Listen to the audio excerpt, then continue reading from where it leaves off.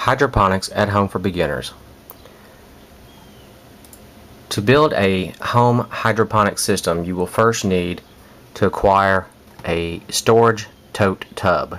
These can be acquired at any Walmart, Kmart, Lowe's, or Home Depot, or anywhere storage items are sold. The most important thing about buying your tote tub is you'll need to make sure that it has a smooth, flat top on it. This is very important for applying the net pots to your system. The tote tub that we will be using is an 18-gallon tote. The net pots that I am using for this tote tub are 3.75 inches in width. They will need to be that large at least to plant peppers and or tomatoes, which is what we'll be planting in this hydroponic system. These net pots I acquired on eBay for about $1 a piece for 25 of them plus ship. Also, you will need to acquire 2 aquarium stones. These are 12 inches each. You'll need one. I'm building 2 of these systems together. You'll need one for each bottom of each tote tub. I got these for $4 a piece. The air pump I also acquired on eBay. After paying the shipping, I believe it was $15. It is a dual port system, meaning it has 2 external ports. Here you can see the ports. This is how I was going to lay out the top with the neti pots. They're upside down and arranged in the rows that I want. This is going to be an 11 net pot system. Next, I will use a Sharpie to draw out where the neti pots make contact with the lid, so I'll know where my holes need to be. You'll do this for all the neti pots on the lid. Next, I will take one neti pot and trace an outline on a plain white piece of typing paper. I will do the same to draw an outline of the top. I'll take a pair of scissors and cut out the circle. Now I want to find the dead center of this circle. I'm going to fold it twice. Once half and then another half. So it's a quarter. Snip out the tip and that will be your dead center. You can see here the hole. Next, I'll place it on the circles I've made and make a little small mark so that I can use a compass to make an interior circle. There's the dead center of the circle, and you do this for all the neti pot holes. Next, I'm going to use a compass. I kind of had to rig it on there because the Sharpie was too big, and draw an inner circle about a ½ inch inside the outer circle. First, I started using a razor blade to cut out the holes, and it proved to be quite tedious. So next, I used a cutting tool that I acquired at Harbor Freight. It worked very fast, but it was kind of sloppy. As you can see here, it's not exactly perfect circles. You'll do this for all the holes. Next, I came back with the razor blade and smoothed out the edges. Then you're going to make slit cuts from where the inner circle was to the outer circle. This is so the neti pot will be supported by the ½ inch lip, and it'll support the net on the lid while it's draped into the nutrient solution. You'll need to do this for all 11 neti pot holes.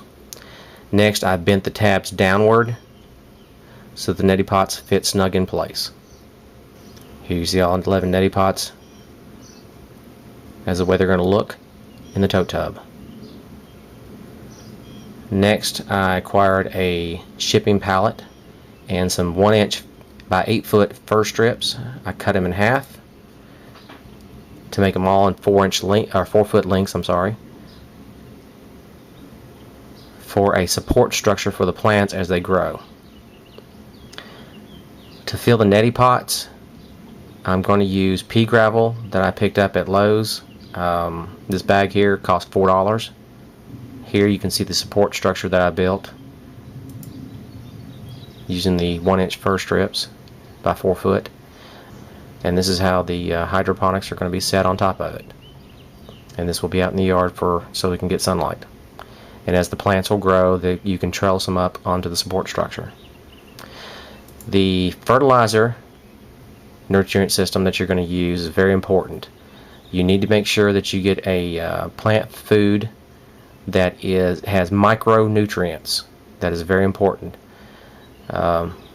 Here I'm using Pete's Professional 20-20-20, and it also has the micronutrients because the plants will need all the barium, the iron, sulfates, everything that it's going to need to grow, because you're using the water as the delivery system for the nutrients.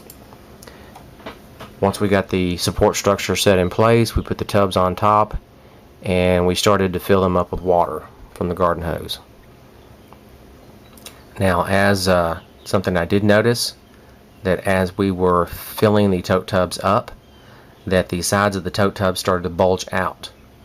As you can see here where the lid is versus where the lid of the tote tub is, and it bulging out with the water being filled up. This created a problem because the top would not perfectly seal on top of the tote tub. Now here you can see the nutrient solution, that the plant food we've added to the water turned it a nice blue color. We had to add a half of a tablespoon per gallon, so we measured it out for 18 gallons per tote tub. And as you can see here, here is the aquarium air pump tubing. I ran through a little small hole that was already naturally into the tote tub and going down into the solution to aerate it. Aeration is very important for your plant roots. Here's the air pump. I put it on top of a stepping stone behind the system. I will cover it later with a dish pan to keep the rain off of it, so it makes it waterproof. Now when you're putting your plants into the neti pot, you will want to wash off the root balls of all dirt. Do it gently so that you don't disrupt the root systems. And once it gets fully cleaned, you want to place the plant dead center of the neti pot and add pea gravel in around it. You'll have to do a lot of estimation here. The tote tubs, we solved the problem by using zip ties and a cordless drill. We drilled holes through the lid and into the side lip of the tote tub and then ran zip ties through it.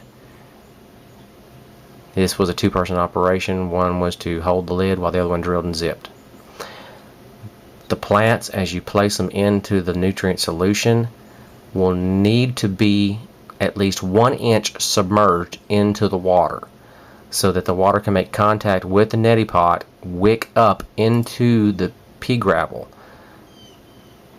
into the root system, so the root system will grow outside of the neti pot and down into the nutrient solution. You have to make water contact with the neti pot.